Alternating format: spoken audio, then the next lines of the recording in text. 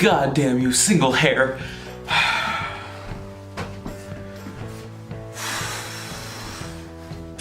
Oh, from top to wall, your favorite Mason has his favorite LARPing hammer.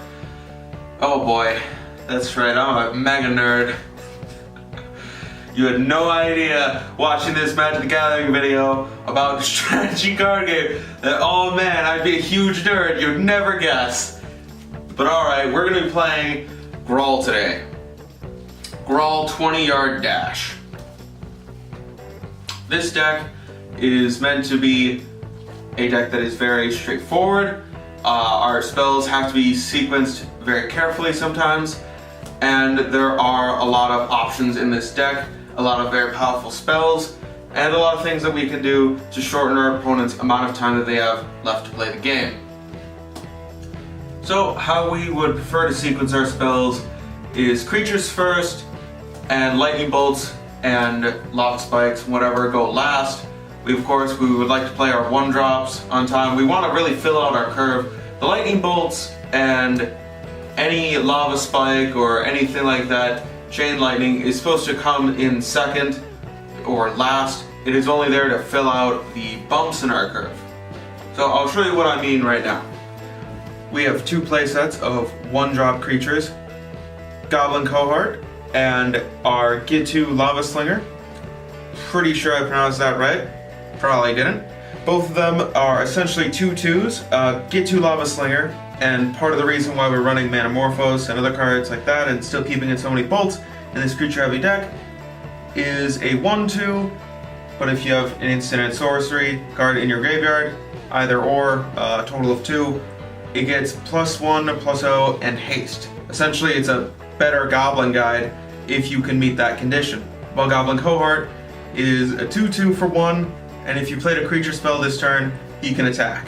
Not to worry, we are running plenty of creatures where this card can attack consistently.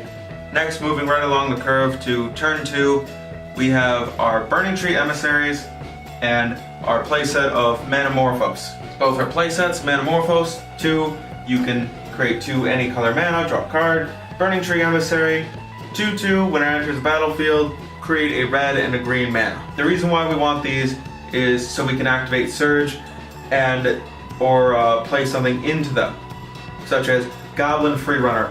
A 3/2 Menace for 4 doesn't sound that great, but with Surge, it's 1 and a red for a 3/2 Menace. An evasive 3/2, not bad. Or a Mogg War Marshal for when we want to go wide instead of large. And Mogg War Marshal also helps us with our finisher cards, Goblin Bushwhacker, we have 2 of, and Giant Baiting as a 4. We want to play either one of these on 3. Goblin Bushwhacker is a classic 1/1 for 1 red mana, but with a kicker of giving all of our creatures +1, +0, and haste for just 1 red mana. If we played Goblin War Marshal beforehand, or with Giant Baiting, a 3 mana sorcery card, creates a 4/4 haste giant that sacrifices itself at the end of the turn. It also has Conspire. You can tap 2 creatures that share a color with this card and copy it. So, for 2 tapped creatures and 3 mana, we can deal 8 damage to our opponent on turn 3. Then on turn 4, following up with the 4 lightning bolts, 4 lava spikes, and 4 chain lightning to polish off our opponent or stopping mid-game to fill out our curve a little bit, fill out like that extra little bit of mana that we have left over, and all these cards help support Gitu Lava Slinger. Speaking of supporting Gitu Lava Slinger, we have 2 Gitaxian Probes, because a little information never hurts when it comes down to sideboarding, drawing an extra card off it, thinning your deck, and making your game just more consistent. Now, onto the mana base. We have 12 mountains, 1 forest, and 4 Naya Panoramas.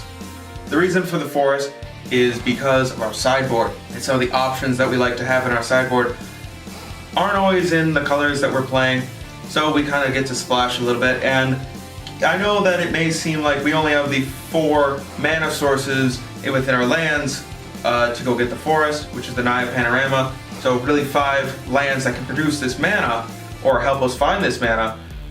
But we also have 4 Manamorphose, we also have 4 Burning Tree Emissaries to help us Our sideboard starts with a classic 3-up Ancient Grudge to help us fight against affinities and certain artifact-based decks and decks that like to just have certain key artifacts that we may want to get rid of. 2 Revenant Silence to destroy all of the enchantments, and it's free if we control that forest.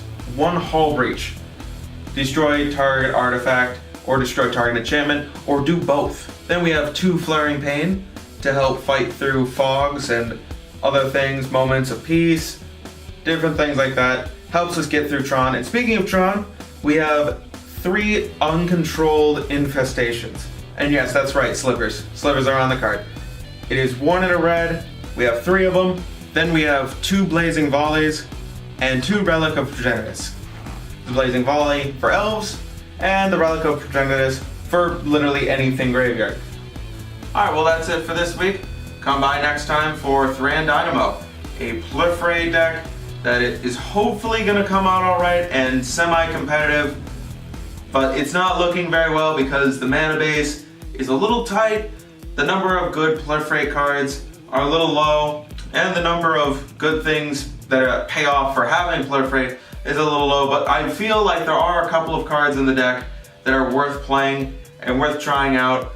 So hopefully next week we'll have another competitive deck. My name is Spike. Come on in for that face touch.